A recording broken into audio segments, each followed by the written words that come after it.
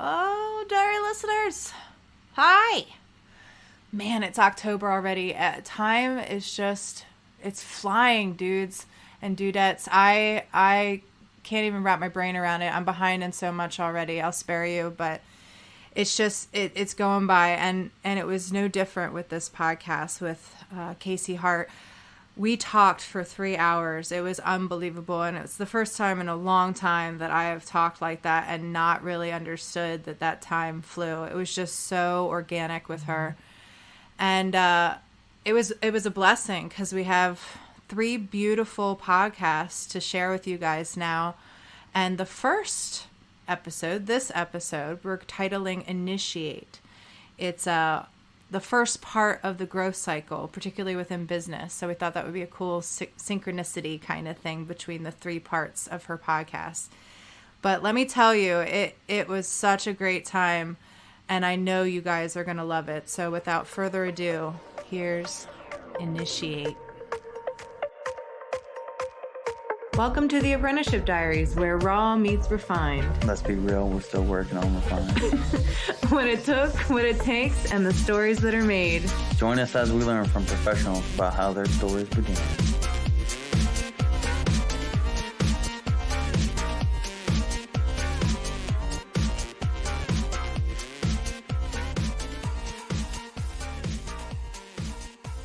Hello, Apprenticeship Diary listeners. I'm here today. Again, we're doing a touchstone back with Casey Hart. Now she's a business owner, and she owns Foxwood Tattoo Collective here in Eldersburg, Maryland. And who knew? Yeah. Hi, Casey. Hello. We were just laughing a lot. Oh my gosh. We haven't seen each other in a minute, so it was a lot of catch up. Yes. Time to be serious. Here we go. No. Nah. They love it. They do. They love the authenticity. Mm-hmm. And you were, it's not you, but I'm very happy to hear that the show has brought you a few clients. And you said that they weren't really it seemed like the tattoo type, which kind of made me feel good, because if this can give people a different perspective on what we do and open people up to tattooing, I think it's such a healing, amazing thing. Absolutely. I also think that this day and age is so interesting that people can go looking for information and find the information they're looking for, and then find more. Mm-hmm. And then not only find that, find a community behind it, then find like-minded people, like-minded artists with like-minded focus or values. And that didn't used to exist. We used to just walk into the closest place and say, I hope you're good at portraits, man, because I want this portrait. Yeah. So, hold your breath. Yeah, it's changed completely, and it's so neat that somebody can go looking for this information and say, you know what, I would love to know more about what a tattoo apprenticeship is like. Mm-hmm. There's podcasts out there. Wow. There's books. There's YouTube information. There's people that are hosting online courses. There's seminars. There's conventions. I was so hungry and thirsty for all that information. I would have done anything and everything on the planet to earn it. And that's what they made you feel like as well, that this was gatekeeping, and you really have to earn this information. And it's so wild that someone who has not one drop of ink on their body can learn and dive and find an entire community without ever even stepping foot in a shop. Blows my mind. Yeah, and to that point, I feel like the problems of today are almost too much information. Oh, it's like, where do you start? Absolutely. Well, as informed as the client is, they can come in with a lot of expectations. Yeah. And they've also seen all sides of it going right and all sides of it going wrong. Mm-hmm. In mass capacity, too. Yeah. Not just like, oh, my grandma had this experience or my mom had this experience, my friend. They could say by the thousands, this is these people's experiences, positive or negative, this artist versus that artist. Even so, we've called people out on unprofessional behavior.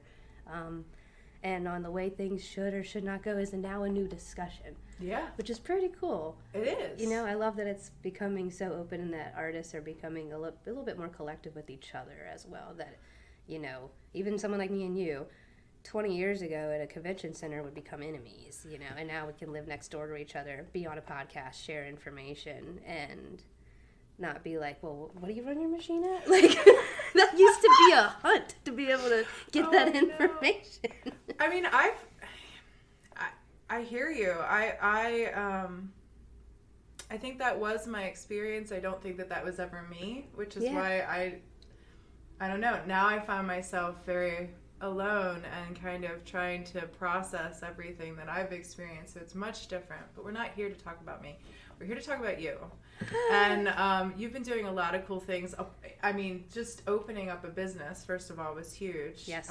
And you weren't leaving a place that you disliked either. Yeah, no, it's a lot of people will spin a lot of stories, you know, and a lot of people love to be in the mix of creating drama and stories when there really isn't much to be shared.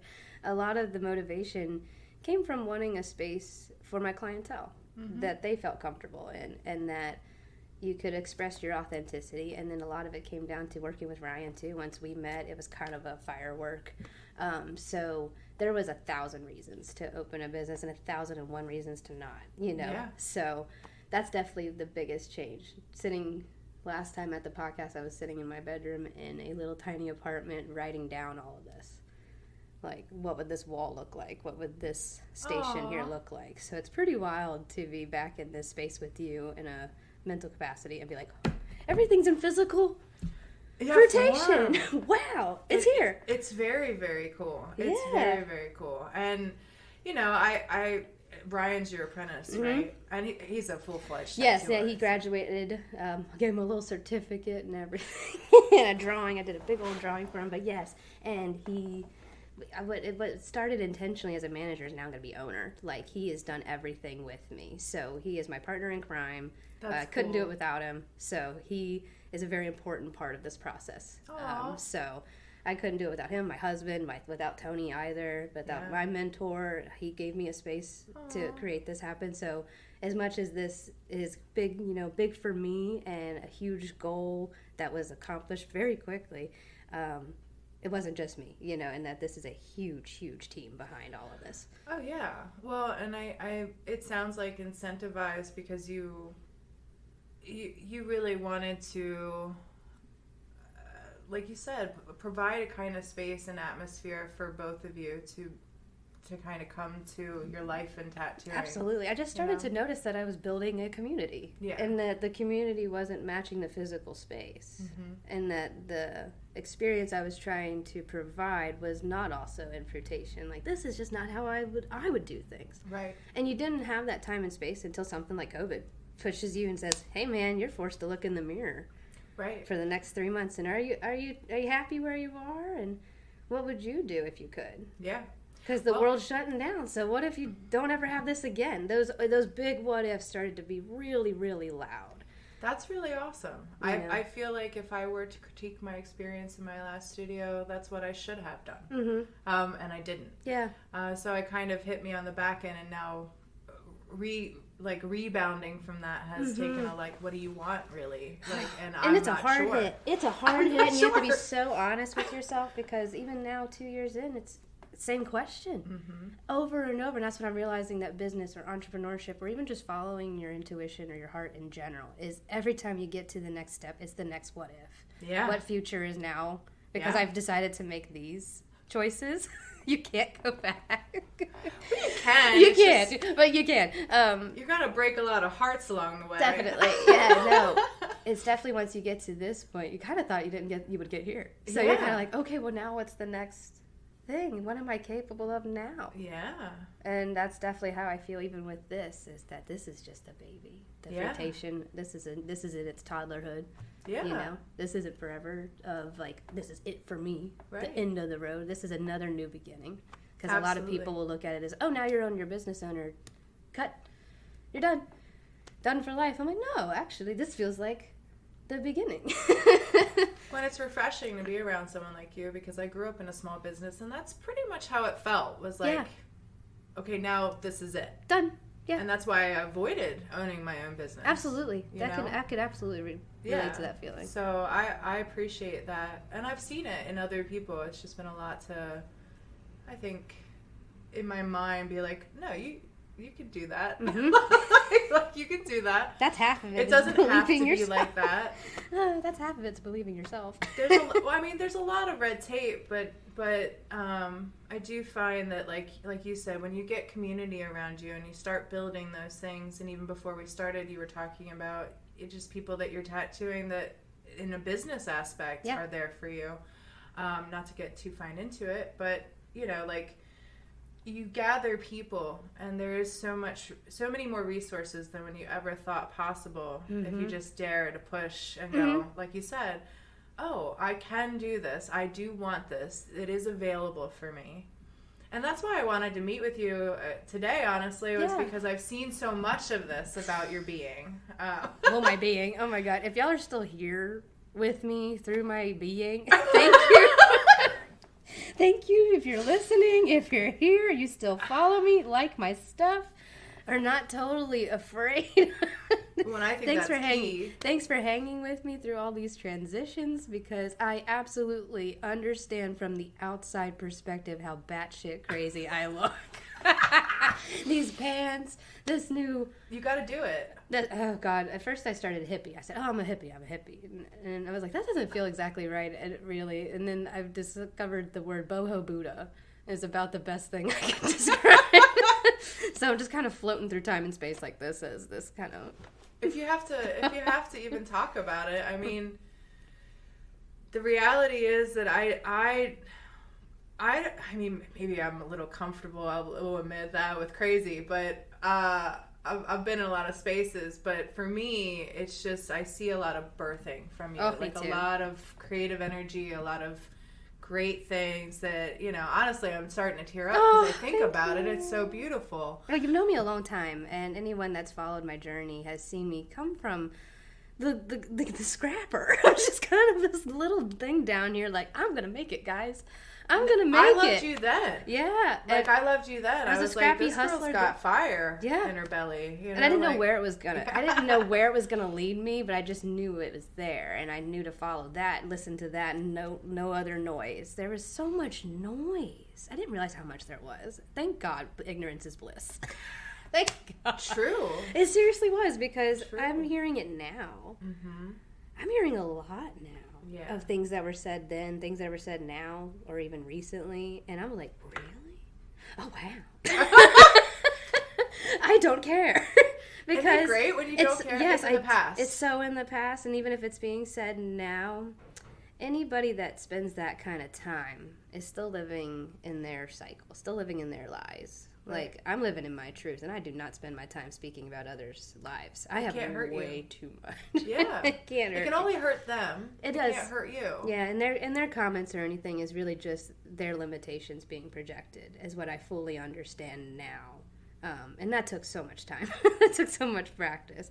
But no, like, coming into this person has been a very terrifying experience, because you still feel like you need people's validation to be yourself, in a safe space. But once I created a physical space, I was like, oh, doesn't matter. If it is just me in this building by myself, I know authentically that I created this space to be for people like me. Yeah. And that there is a community of people like that are going to look for those things, and that's not everyone's cup of tea. You're not all of my audience. This is meant for those people that are on this part of their life, which we are all on. Their hero's journey, the growth journey, spiritual journey, whatever journey you want to call it. And that is where I know I am for those people on that part. Yeah. And there's a massive amount of people. It's actually about 90% of people that are not in that journey right now. So I'm not going to appease about 90% of the population. Right. Nor should you have to. You're one person. There's 8 billion of y'all out there. How am I going to please every single one of you? And on my deathbed, I know that I'm not going to be like, should have just pleased all those people. Right. I'm going to be like, damn, I went to all the places and did all the things and tried all the stuff I wanted to, is what I'd rather be able to say than I should have and I could have. And that person is so long gone. Why did I care? Why did I care? That's what everybody says when they get to that age. That age. The quote, that age. Wherever that age is. They tell us, the younger ones. I know. They say, don't do that. Don't care so much. Well, I mean, I can tell you honestly, from an older person than you, I saw it back, when I first interviewed you. You were just starting to apprentice, Ryan. Mm-hmm. You've been with your husband for a while. Mm-hmm. You were very conscientious of him mm-hmm. and his family, and family seems to be very, very close to you mm-hmm. and things like that. Even down to the shop and everything, like the spirit of the shop was very centered around that. Ethically and morally and as far as virtue and value, I saw that you were very grounded in those things right away. So I couldn't find anything really to criticize if you wanted. Thank you. And why I'm mentioning it is because those are the people that if you didn't spend enough time around, that would be a regret. Absolutely. Yeah. So, well, you start to realize pretty quickly that when something like that happens in your life, when your husband gets diagnosed, I was the workaholic. I was the person, and still am. I get it. Yeah. I would choose work over everything. And once he was diagnosed, it was like, I haven't spent any time with you. Mm-hmm. We haven't gone the places. We haven't done the things we said we would. And when would we? When is that time? And what if you're not here next Christmas? What if you're not here for your daughter's 10th birthday? What ifs? New what ifs. Yeah. And it changes your perspective. And those are things you can't control. And that's typically what happens for people when they hit a midlife crisis. Their parents pass away, or, things like that happen in their life that force them to be like, oh, snap, what time have I been wasting? What person have I been wasting being? Yeah. Who am I going to truly be?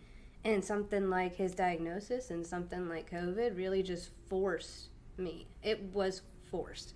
If I didn't become this person, I don't know what would have happened. Yeah. Nothing good. Yeah. Nothing good at all, because that's where it was heading. I was already feeling those feelings. It was already physically manifesting in that way. Yeah. Nothing good was coming from being that person. Yeah. So I said, well, let me just try being this person. Let's change the mindset. And see what happens. See what happens. And this happened in 3 years, making those choices. Yeah. And I'm like, okay, well, let's start making more like that. Yeah. And your body loves to learn to love it. Mm-hmm. Do you know what I mean? Yes. Where your body says, I'm afraid of failure, so I'm just going to keep failing. Well, if I try succeeding and actually succeed, my body loves succeeding. Yes. So I'm not in that vein right now, but yes, I felt it. I felt it. Yes, and that's kind of or I try to stay as long in that space as possible. It doesn't mean we're always there, but I'm more aware of that space. Yes. More so. Well, and that's good because you have a basis for comparison. Yes, the yin yang. If you understand this one, you understand that one. And I've just physically have told myself, I just expect myself to do bad. I expect this to go wrong. And I'm also making choices to make sure those things go wrong. Yeah. Stay in that space. Be around those people. Keep doing the alcohol. Keep doing the bad things. Yeah. Keep making the bad choices so that cycle will continue. Mm-hmm. I was like, well, what if I make really good choices? And, consistently. Yeah. And without fail. And, someone else is holding everything up for you. And you can't fail that person. That's who I was starting to listen to. That's good. That's really good. And then it sucks. You're just like, no, this discipline hurts. Choosing hard sucks. Because it is. It's two choices. Well, in the beginning. All the time. Yeah. In the beginning, it's really hard. You have two choices for every single choice. All the way down to the things you drink, eat, the clothes you wear, everything. And there's an easy choice and there's a hard choice. And what I've discovered is that the easy choice is very hard later. It's easy now. It's easy to hit the alarm. It's easy to grab the fast food, and it's easy to skip the meal or whatever. That's why they call it a temptation. Right. Oh gosh, you're so right. And then I found that the simple things are difficult.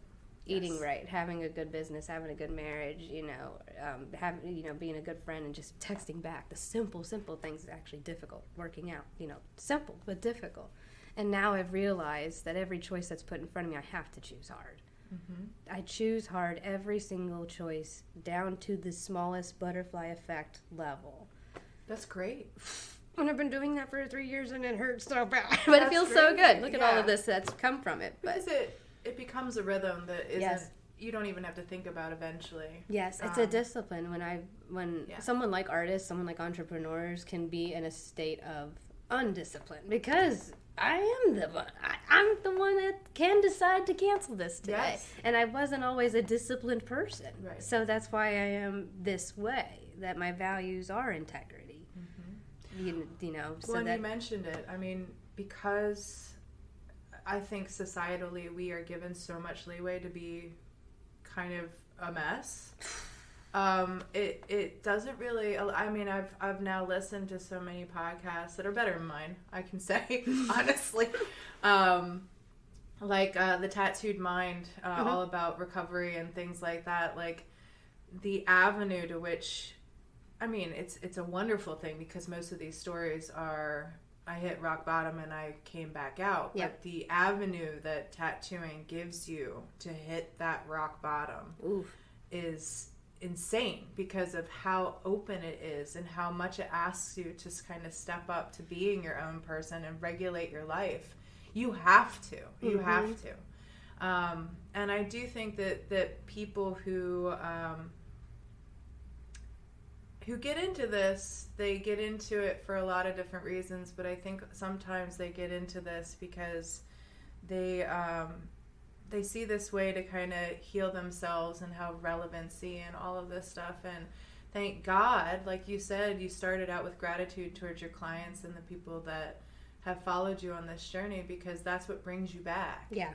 You know? Absolutely. You have this responsibility now Yes. that you never had. And you're like, oh my God, I can't, for all this that this has given me, I can't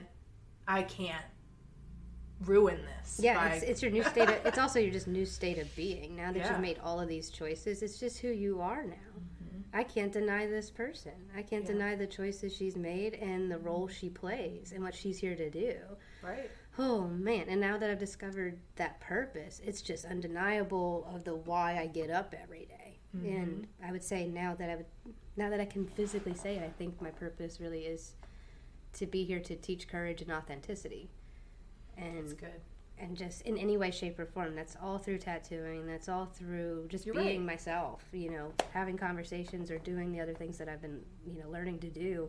I believe that it's something that we lack, is courage and authenticity, especially as far into technology as we're getting. And we can't tell what's real or not real anymore, just scrolling up and down on our phone. And I, you know, just seeing something like, oh, this new season of this new show is going to come out. And then my husband's like, that's not even real. And I was like, oh, wow. Really?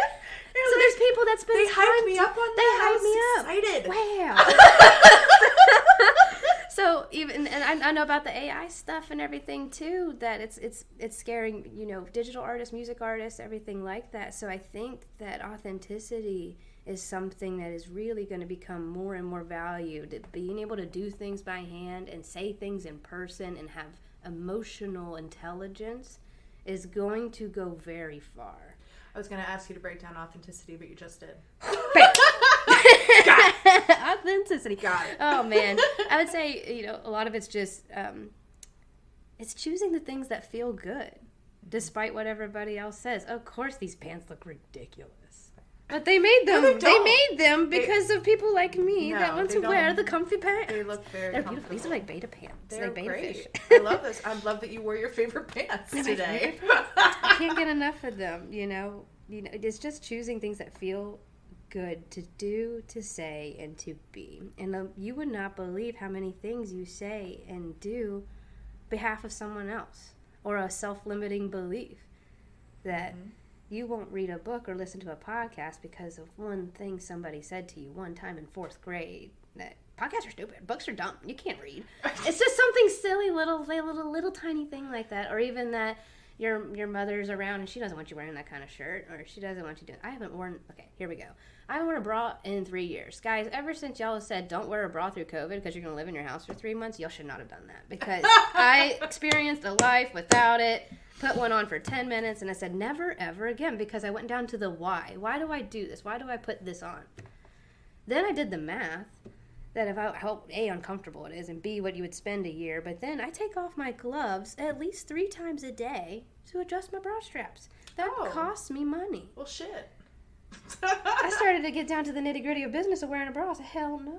Oh, if I did that to, I'm addicted to them. There's a lot of things that I'm addicted to. Yeah, I get it. Boots is one for me. Yeah. I love boots. I can't get enough See? of boots. There But there's, you go. there's a lot of people that'll judge me for that. They'll say, oh, you should wear a bra.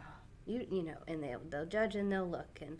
That's weird. You're the weird one for looking. Well, Am I the weird one for not wearing one? I'm not sure. Not even. I haven't really figured out my argument on it necessarily, but my argument is I'm comfortable, and I'm here on this planet to be comfortable, so I'll be comfortable. I mean, again, with being a tattoo artist, I do think that we get a lot of leeway. I mean, Sure. even fully in a bra, I can't take my boobs off and put them on a show. I would. I'd leave them home. We all would. Completely irrelevant to what, and they get in the way. And I've had men admit that like I know they were uncomfortable because it was weird because my boob is literally like resting in their hand. The forearm is the worst one. Yes, That's and they're like, Amy, I'm not gonna lie, if you weren't hurting me so badly right now, this would be a completely different series of events. And I was like, yeah, dude, I can't take it off. And I gotta do what I gotta do to get to where we gotta go. I was like, enjoy what you can.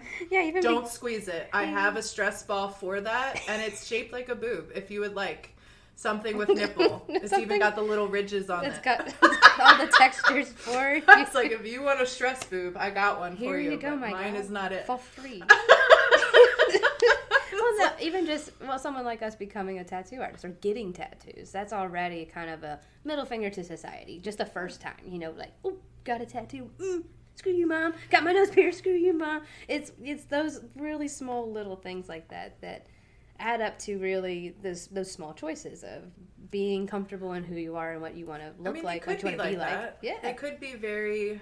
And that's just physical, Then it comes way down into how the choices in how you treat others and what you say to others, right. And how you respond to others. Those are all very authentic things too. That people pleasing and pushover is not being authentic. Right. That's not a good quality. And I was that person for an insanely long time. And well, like you said, in our day, the supplication and humility that we were asked to have for this profession, which I honestly, in recognition of it, I can't say it's completely wrong, because I do think there's a lot of people, like you said, that now with all the information are going, you guys are gatekeeping. It's like, are we? I just posted everything I tagged every needle and every product that I use. Like, are you kidding me right now? There's so much information. No. Pardon this interruption, diary listeners, but I had to make you aware of a really cool happening in the lives of one of our guests that we've had on the show, Tara Bell. She recently launched her Etsy page, her Etsy store. And let me tell you, it's beautiful. I've already bought a product. I'm super excited. It's very seasonally appropriate too. She picked the perfect time because a lot of her images are just so cool. And for that person that loves Halloween or Christmas and gets into the festivities, this would be a great shop to go visit. You're going to find something awesome there. And wouldn't you know, she also sells journals with her beautiful artwork on it too. You know how we like a good journal, diary entry. Hello. So go to Tara Kendall Creations on Etsy. That's Tara, Tara, Kendall, Kendall Creations. If you type that in on the Etsy space, you'll find Tara's wonderful shop. Go crazy, guys. Help support our friend. She's worked really hard. We're proud of you, Tara. Kick ass, girl. Back to our podcast.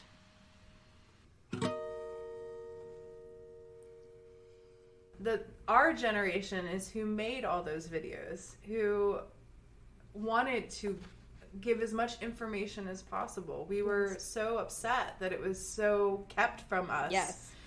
And we had to really fight and claw for all of it, that we didn't want that for you. Mm-hmm. And now you have all this and you're still ungrateful. Yeah. Like, so I think it's a little, you know, I mean, part of my journey, I think, was discovering how to step up to a plate of being a leader. Like, I feel like I'm learning that still. And my apprenticeship journey, you know, had its own look, much like yours, but then also teaching somebody vastly different outcome. And, you know, like, I'm still kind of reeling from all of it and being like, okay, like, what take-homes do I get from that? Yes. And how much am I going to be the kind of person that I know I need to be in the face of trying to shepherd somebody into something that I care very much about. Absolutely. You know? Absolutely. So, I'm still learning. Amen. Every day. Every single freaking day. But I love watching people like you who, I mean, honestly, I know it sounds really weird, but I love watching people soar. Oh, like, I love watching that. I always look up. When I'm in my car, I know I should be focusing on the road, but I'm always, like, trying to look out for some bird. That's, like... And I would say bird is kind of my spirit animal, too. Yeah. I love birds. You know, it's funny that everything's foxes, and they assume that's me. It's all grandma is the fox thing. But I would say for me, it's birds, and I definitely have felt that way, that it's been time to spread your wings, etc. You know. Yeah. It really did. I really did kind of come from... and you don't even realize at the time that it's not that you're pretending to be somebody else. This is just who you think you should be, because it's the people you surround yourself with. Mm-hmm. Yeah. And you didn't realize that you had a choice in who you surround yourself with. Yeah. You really do victimize yourself that I'm born here and I live here and I have to work here. And none of those are true. No. You can go anywhere, be anything. That's what's awesome about being human. You're not a tree. You can go up and do those things. So I was like, wow, I know that when I'm with my clients, we feel this way. And we want to have a space that looks like this and feels like that. Wouldn't it be cool if we could do this? Yeah. You know? And then there was other artists that also felt that way. You know, I was like, okay. And then there's just people that believe in you behind it too. This was not my idea. Yeah. It almost never is. It's almost the demand is so loud from everybody else that you have no choice but to do it. Mm-hmm. You know, and once you did, you realized you were that person that was meant to do it. And that's a big scary thing. Once you're on the other side of it here, you're just like, whew, okay, deep breath. We did it. Now what? Yeah. But what's next? It's been very exciting, you know, to really sit down and kind of say, what's the future for myself? What does it look like for me? What does it look like for this shop? What does it look like with me and Ryan? What does it look like for me and my husband? What does it look like everywhere? And I didn't get to have those thoughts until very recently. Number one with this being the push too, she's going to ask some questions of what's next, and I'm like, I got to come up with some answers. No, but it's also just invitation for myself of like, okay, now that you are this person, you've been this for 2 years now. I just celebrated 2 years. What's 10 years look like? What's 20 years look like? You know, and what do those? I mean, we can ask about those as a wrap up, but 3 years have subsided that have been pretty pivotal, and I'm sure that there were rocky parts of that. Extremely. Despite, you know, so we can talk about those. I mean, I think that's where a lot of people, I mean, me, myself, I know open I'm book curious. here, open book, yeah. You know, like, you know, finding a location. Yeah. You know, like, we were talking about it beforehand, like, you know, the things of business, insurance people, and things like that. Like, all of those things. Picking out the floor, you know, like they're all of it was putting in the floor. It's all so much, and that is the hardest part, is getting started. It's really, really getting the nitty gritty of making those choices and paying for those things. Yeah. You can plan all you want and pick out the colors and pick out the themes and the names and everything all you want, but you actually have to start doing it. And the first one really is your location. It really does determine the success of your business next to who you hire. This is a great spot, by the way. Love this spot. It's a great 8 spot. big windows, big parking lot, because I know that's a big struggle right there, just finding a place that's easy to find. People can comfortably park their car and walk to a location, because many times you are here late at night, so people do want to feel safe getting to and from their vehicle. And then a lot of times, if you're a female artist like me, you want to feel safe yourself going to and from the car by yourself. And having big windows, the place that you can put the name is all huge too. Just in Baltimore County, it can take years to get approved, and I thought you couldn't even do it. You can't really do it. Thank goodness for Bill and Brittany Webbs. They got their place. Is this? No, I'm just pointing to it. Oh, okay. They have a Which shop. I do love these. Yeah, they're gorgeous, aren't they? They're gorgeous. Home Depot. I do want to get that. They got Studio Noir up in Bel Air, but it took them like 3 years in front of a judge and everything. And I know a lot of places in Towson you can't even put up the word tattoo. Like, you can have a place on like the 4th floor of a building, right. A suite. So for me to have a physical location in the middle of a shopping center, 8 big windows, and a parking lot, handicap accessible, everything about it is freaking fantastic on the location part here. And we're kind of on the tail end of this is like kind of Liberty Road here, so we are not in the busy hustle bustle, but there's a little bit enough in here, so we get enough visitors, but we're not bothered all day, so that's very lovely. Important too. Yes, you want to be visible. Yes, you want to be visible, but also not so inundated that it's annoying to your clients, to you. Because that's the first thing they'll be calling. We just came off COVID too. Absolutely, that was a big part. That's a huge thing. We wanted to make sure we felt like we had space between each station, and I've struggled with this concept always of being a tattoo artist. Of like, do I like the open room? Do I like the private room? Do I like the half wall situation? What is there? And I kind of got a nice medium here. Yeah, you do. Where there's this wall halfway between the spaces. Y'all can't see. There's a wall halfway between this big square room, and there's 2 stations on each side, basically. And I would say they're about, 10 feet by 10 each, maybe, or so. Maybe even bigger than that, 12. Maybe 12 by 10 or so. Really tall ceilings here so people can hang up a lot of artwork. There's real pretty wood cabinets here. They're wood and colored toolboxes. Found them at Home Depot. That's what we were pointing at. They're real pretty. They're really pretty. They don't look like normal toolboxes because that's one of the looks that I didn't like, is that it looked like a mechanic shop sometimes. Mm-hmm. And I wanted it to look more like, not quite a spa, but something in between a yoga studio, spa, tat shack. Yeah. Still, it's got a little bit of tattery, but it's got a little bit of a breath of fresh air too, where there's a lot of light, a lot of green, a lot of breath. I mean, part of the reason why in Baltimore County that they basically segregate tattooing to a not for the public kind of thing. So you either have to be in an industrial space, or you're kind of pushed. I mean, really, that's it. You're, like you said, you have to be in this really awkward space. It's similar here. Sykesville had a township ordinance. Oh, okay.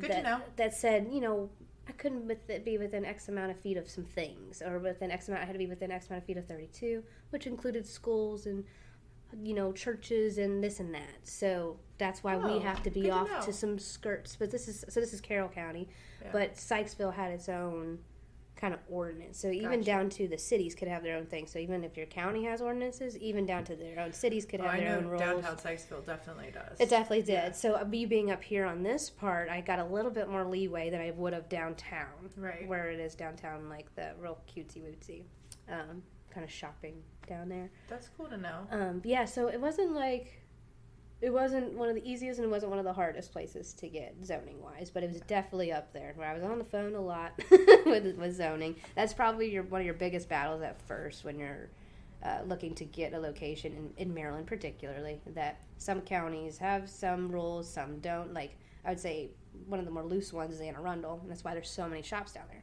Got you. Because there's hardly any rules, And then Carroll County is sort of in the middle. I like that. I've always loved Carroll County. My boyfriend has wanted to push their pizzeria, or at least have an extension out in Carroll County. Yeah. One, because we love to eat, but get me out here. Yeah, they need a good place. But I would say, there's one of the bigger ones is location, and then I would say you would believe how much you're hung up on for saying, I want to be a tattoo shop. They're like, no, we don't want your cigarette hoodlums outside cursing and partying. I'm like, but look at my nice business plan. It's going to have plants in it. They're like, no. Well, and that's the thing about these chests that you were saying. They look warm. Yeah, so even in my very your warm. next big step, really, I would say, as silly as this sounds, really is a business plan. I had a 15-page business plan that was literally what the numbers were going to look like, what my clientele looks like, Ryan's clientele, and then kind of what this physical space would look like. I already kind of photoshopped a whole image together what this place would look like in some capacity, and then even what the sales would be expected, and the growth that was expected. And that's actually what the landlord liked so much about me after meeting me in person. Number one, just meeting me in person was like, hell yeah, you're a nice lady. Yeah, you are. Number two, they're like, you have a really impressive business plan for being a nice tatted lady. I'm like, I know. And that's kind of their selling. Who would have guessed it? Who would have guessed? I would say a business plan might be important just to give them a different perspective of what you're offering, because they absolutely have an expectation when they say tattoo shop. They're going to think in their head 1960s Tat Shack, know.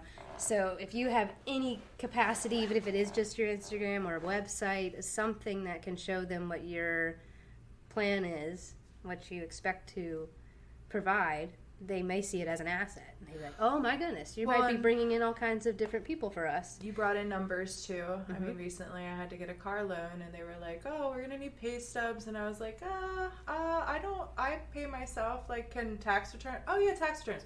But you have to show a consistency of business and numbers. Yes. And, as an independent contractor or something like that, Tricky. it's a little different. It is. And they have a little bit more leeriness. They do. That. They side-eye you a little bit, and they start thinking about all the dirty businesses you could be doing, even though it's just art. Yeah, I'm like, know. guys, I'm just art. I don't do anything People actually frisky. pay a lot for this. They do. So, trust me, I'm just as surprised to be here. I know, right? Like, it's incredible what people will do. I mean, and then really, it's your next big thing is everything in who you hire. Yeah.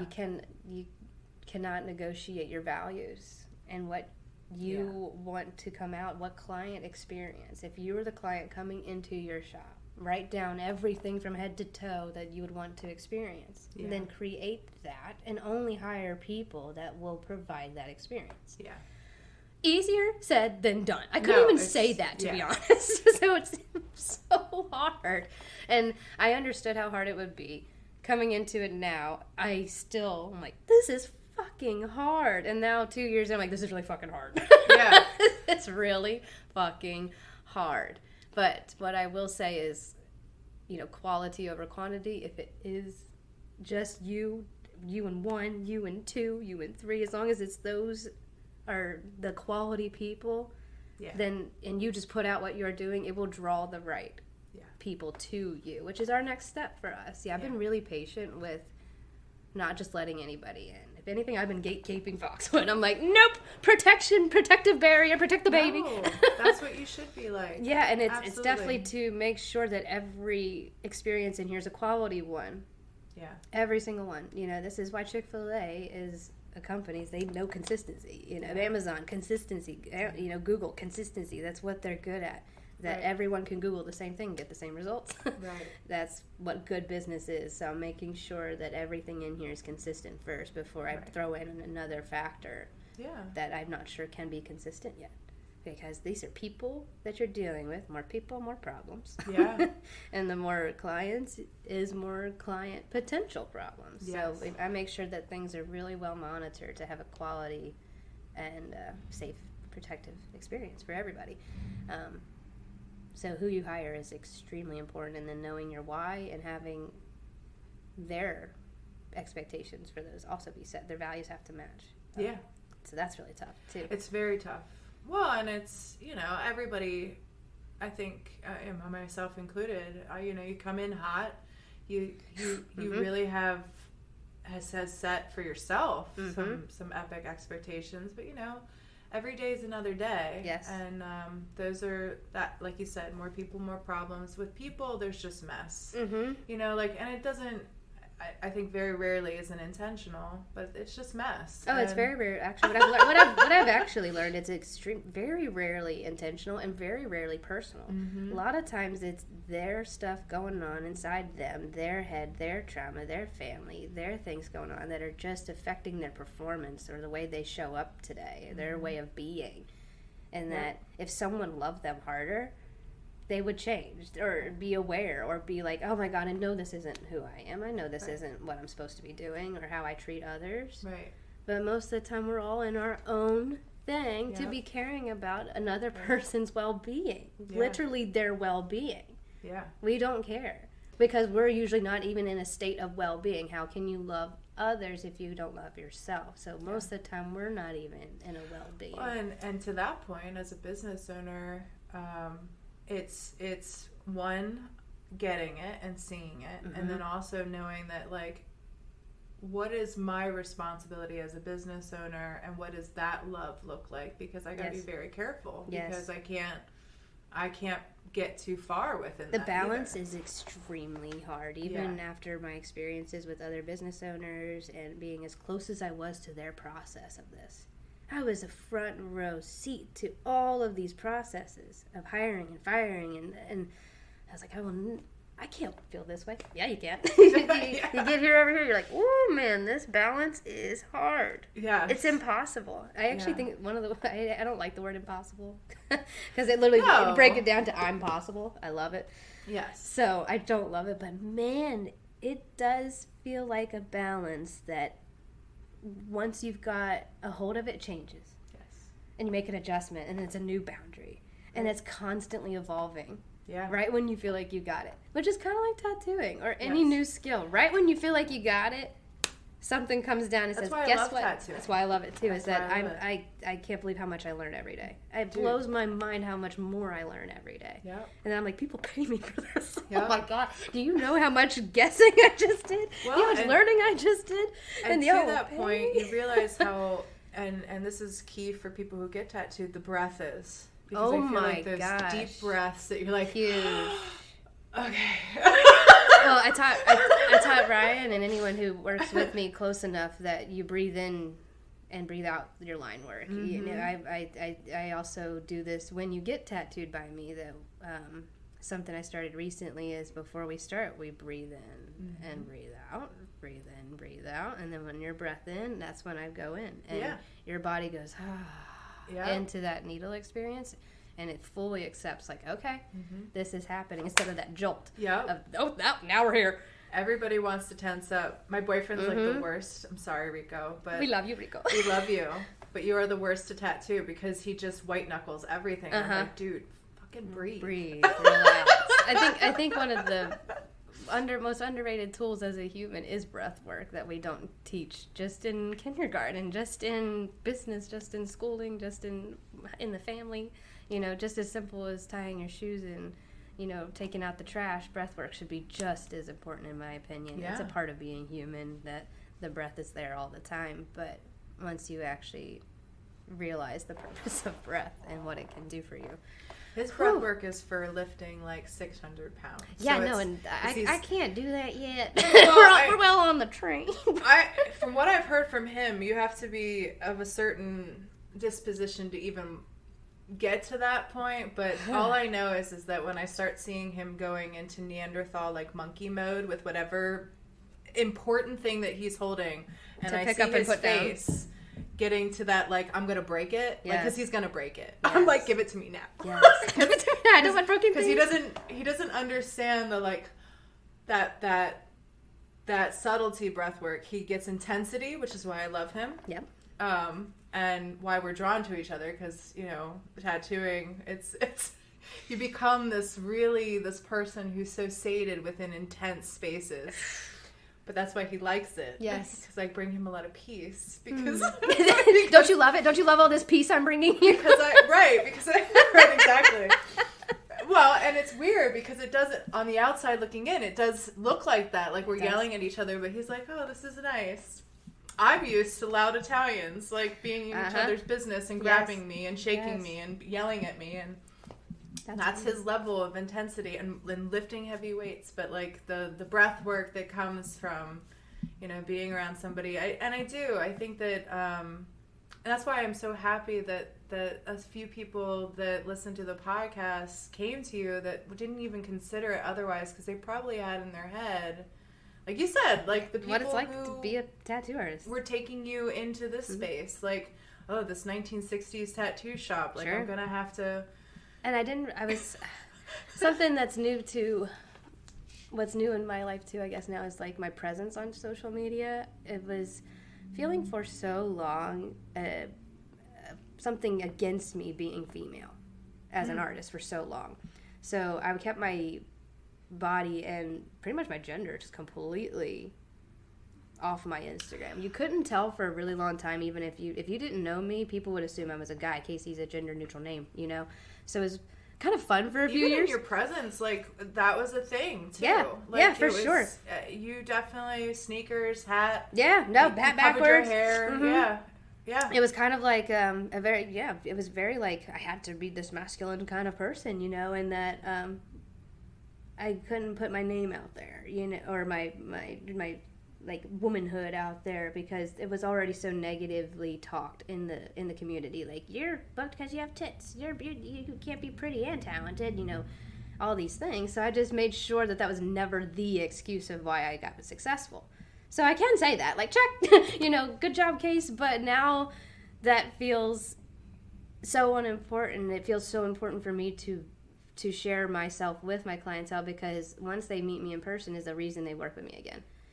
So I'm realizing that I can't sell that experience without selling myself. And I'm like, meh, this whole social media, ticky-tacky video, really nonsense. Trust me, I am not thrilled about it. But I have understood now that the success rate for someone like us is completely dependent on social media and sharing as much with yourself as possible so that it draws the same people toward you. The more I share about what I've been through, my experiences, even down to the clothes that I wear, it really is drawing more clientele like that toward me, and that people appreciate what I'm sharing, and it's making me more human. I didn't realize people didn't see me as human for quite some time. They're like, you are something else. Yeah. You hustle, and you're kind of unhuman. You're a wife and a mother and a business owner and this and this and that. How do you do it all? You're not human. Right. And I didn't realize people felt that way about me. Like I said, ignorance is bliss. I'm out here doing my thing. I'm so up in my world. I didn't know how anyone felt, nor did I care. Right. As long as somebody was showing up to get tattooed, I was happy. Right. But, well, I mean, we can only have so much capacity, to be honest with you. And like you said, if you can't heal yourself and take space for yourself to get over those things, and thank God for COVID in that way. Gosh, yeah, that's what it was. So COVID hit, and I was working at Diamond Dagger at the time, so I'd already met Ryan. Tony wasn't there yet, but COVID hit. That was like right at the beginning of Ryan's apprenticeship, so maybe only a couple months in. And I just got to the mirror every day. I was just so upset with my body. It started very physical. I'm like, I hate this physical body. I hate my fat, my acne, my stretch marks, you know, and it's never going to go away. I listed every excuse in the book like anybody else. I love eating. I love carbs. I love pasta. And I'd rather be happy and fat than skinny and miserable. You know, I said all of those things and said it was completely uncontrollable. There's bad genetics, you know. All the women in my family are big, so I'm going to be big. You know, that's just the way it is, you know. And I was like, no, it wasn't, bitch. You used to be skinny. Right. You used to be small. You were a small person in high school. Actually, people used to tell you are so physically small. a small I am person. physically a small human, guys. I am 5 foot.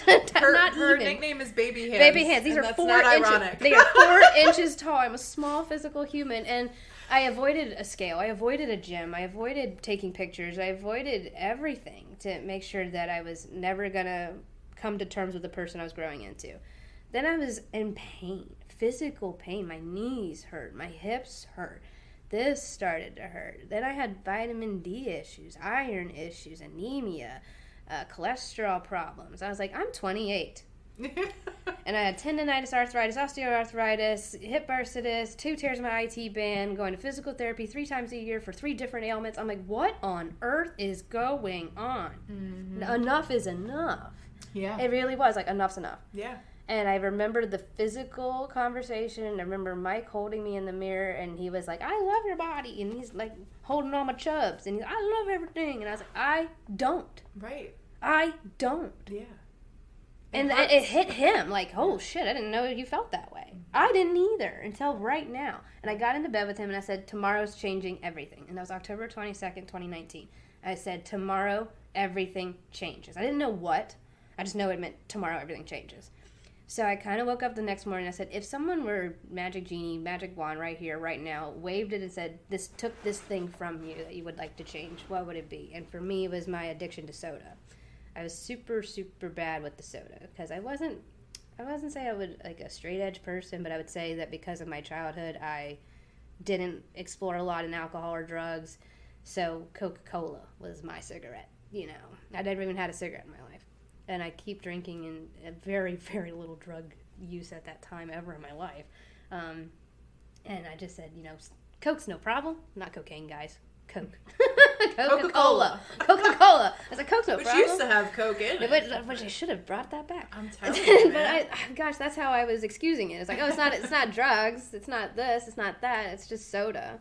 And I was doing 7, 8, 9 sodas a day, walking to the 7-Eleven, just cracking them open, buying a crazy amount of those. And I said, if you could just take that away right now, do it. And I said, well, you could. Just stop drinking it. I'm sure that was hard.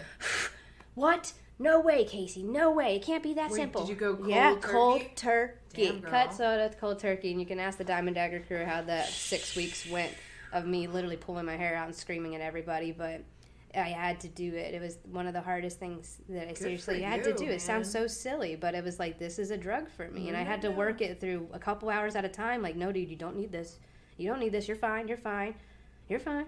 So once it was soda, I did that 30 days. I was like, oh my gosh, I did that for 30 days. That's so wild. And my body feels good. I was like, how did your body feel? I'm like, I definitely feel less bloated. I feel a little less tired. And if I made that one change, what else can I do? What else can I do? And I was like looking around the room, and my friend Ashley was starting the keto diet. And I was like, well, maybe I could just kind of do that with her. See how that feels. I did the keto diet for 3 months, lost another 20 pounds. So the soda lost about 10. And then doing a keto diet let me lost another 10 or so. And it just kept going from there. It was just making healthier choices from there. And I never went down into let me calorie count, let me go to a gym, let me get into this supplement or this program. It was just, there's choices. And everybody knows which ones they should make. Should you pick up the Starbucks? No. Should you pick up the pizza or the Caesar salad? You know. Everybody knows. And I came down to, well, I make over 1,000 choices a day. And if I were to add them up, 600 of them were bad and 400 of them were good. Why can't we make 1,000 good choices and see where it goes? And that's what I started to do. Every single day was just a new one. And then I started to add multiple at a time. How many new things can I do? And it's led me to this. I've lost 75 pounds. That's awesome. All of my numbers are green. No more anemia, no more iron, no more cholesterol problem. I don't have anxiety. I don't have depression. I used to have those things completely dictate my day. And they no longer do. And it's a whole new mindset shift. It's nothing physical or external that happened. It was all a mindset and in my choices. And then I started to realize that's everything. That's everyone. This is the human default.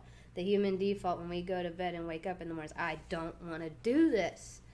I want to stay in here and do the same thing over and over. Mm-hmm. Well, you will never achieve any new result.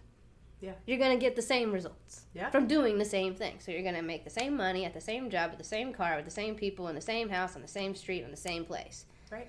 But if I made new choices, where on earth would they take me? Well, and it's really just like a choice of pain and suffering. Because how do you want to suffer? Choose your hard. Right, exactly. Do I want to, like, if I choose this fast food and choose this soda and choose this life, I'm going to choose a life of being overweight and sick. Right.